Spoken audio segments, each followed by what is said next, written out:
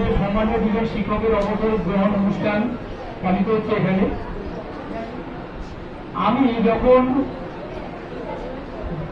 2008 সালে প্রথম বিদ্যালয়ে প্রবেশ করি, তখন প্রদীপবাবু আমাকে বলেছিলেন, উত্তম তুমি আমাদের পাশেই বসো।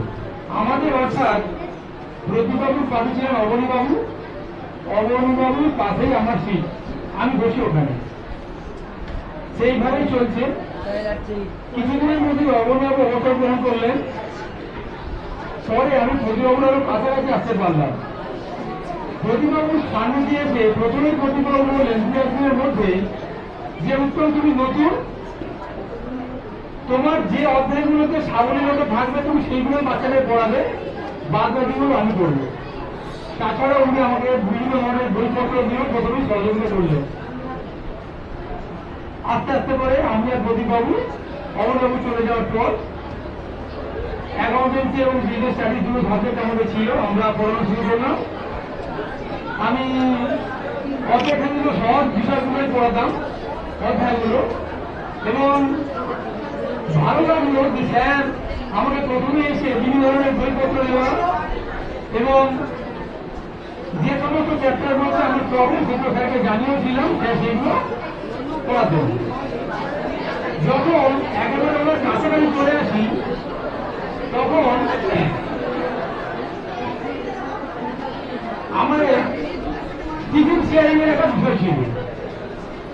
তো প্রদীপবাবু মুড়ি হোক, ছোলা ভাজা হোক, কোলা হোক, চালের বড়া হোক, অনেকগুলো বিষয় আমাদের খাইয়েছে, অনেকগুলো জিনিস আমাদের খাইয়েছে। তো প্রদীপবাবুর বাড়ি থেকে যখন কলা আনতেন, সেইটা প্রদীপবাবু তোলার নাম হলে তোলা বলতেন, এবং সেটা নিয়ে আমাদের অলঙ্কার এবং প্রদীপবাবু সেটাকে বারে বারে জিজ্ঞাসা করতেন, সেটা আপনি কি এনেছেন, মানে শুধু তোলা কথাটা শোনার জন্য অথবা তাদের গোড়া কথাটা শোনার জন্য। টিফিন আনলে স্যার আর কি কোলা এনেছেন, না আনলে স্যার কোলা কি শেষ, এভাবেই চলতে থাকে। আর সৌম্যবাবুর বিষয়ে একটা কথা বলছি, ওই টিফিনের ব্যাপারে, পরে অন্য কথা বলছি। সৌম্যবাবু কখনো একটু পাউরুটি না হলে একটা চানাচুরের প্যাকেট আনতেন। সেই চানাচুরের প্যাকেটটি আবার একটু ফুটো করে একটু বের করে আবার একটা গার্ডার দিয়ে বেঁধে করে রেখে দিত, মানে সেটাই অন্তত 8-10 দিন চলবে, এরকম একটা ভাব। মনে মনে ভাবটা একটু চাকরি পাবো। আবার ওই সোমনাথবাবুই আমাকে ডেকে বলতেন যে উত্তম কোনো ছেলে তার পড়াশোনার পারপাস বা পারিবারিক সমস্যা অথবা কলেজে ভর্তি হওয়ার কোনো সমস্যা তুমি সরাসরি আমার কাছে নিয়ে আসবে।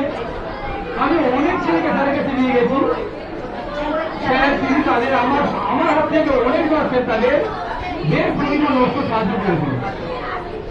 তাহলে স্যার দেখুন নিজের অনারণ্য জীবন সেটা রেখেও স্যার কিন্তু অনেক ছাত্রদের, আমি তো সমাজে বেশ কয়েকটা ছেলেকে নিয়ে গেছি স্যারের কাছে ভর্তির জন্য, স্যার কিন্তু তাদের অভাব করে আমার হাত থেকে কখনো 10,000, কখনো 8,000, কখনো 2,000 অনেকবার স্যার দান করেছে, সাহায্য করেছেন।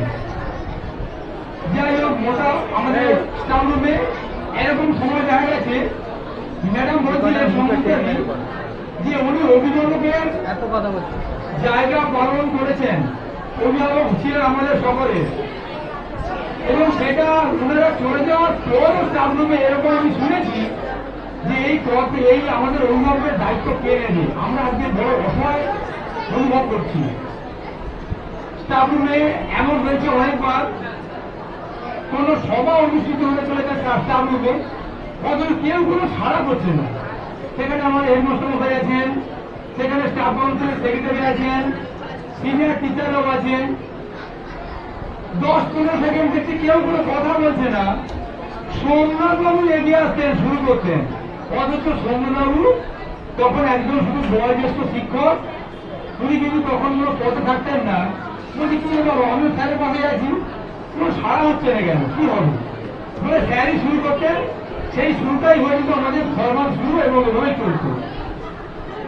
স্টাফ রুমে আমি দেখেছি অনেক ঐক্য, মতানৈক্য, বিভিন্ন সমালোচনা, এই সমস্ত বিষয়গুলো চলতে থাকা অবস্থাতেই আমি ব্যক্তিগতভাবে সৌম্যদেবের বন্ধুর কোথায় অনেক যুক্তি পেতাম এবং আমি ওদেরকে সাপোর্ট করতাম, কাজে সহযোগিতা করতাম।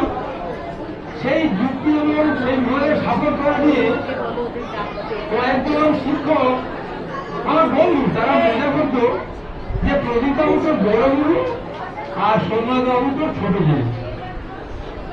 আমি ভাবতাম যে এটা ব্যঙ্গটা সত্যি, কিন্তু পরে দেখলাম সত্যি ওনার আমার গুরু। শুধু ওনার দুজন নয়, আমার বয়োজ্যেষ্ঠ শিক্ষিকা, শিক্ষক মহাশয় আমার গুরু, সত্যি আমার কাছে গুরু। এছাড়া আরেকটি মজার কথা আমি বলতে চাই, আপনারা কিছু মনে করবেন না, একটু ছেলেদের জন্য এই কথাটা। আমরা বিভিন্ন সময় চিঠি গেছি, আমরা প্রদীপবাবুকে সৌম্যবাবুকে এটা ওটা খাওয়ানোর বহু চেষ্টা করেছি, কিন্তু কোনোভাবেই আমরা সার্থক হইনি। প্রদীপবাবু কি বলছে, না না না আমি এত কিছু নয়, আমি হ্যাঁ। পরে প্রদীপবাবু বলতেন তুমি কেন খাবো না, মাংস খাবো, মাছ খাবো, সব খাবো।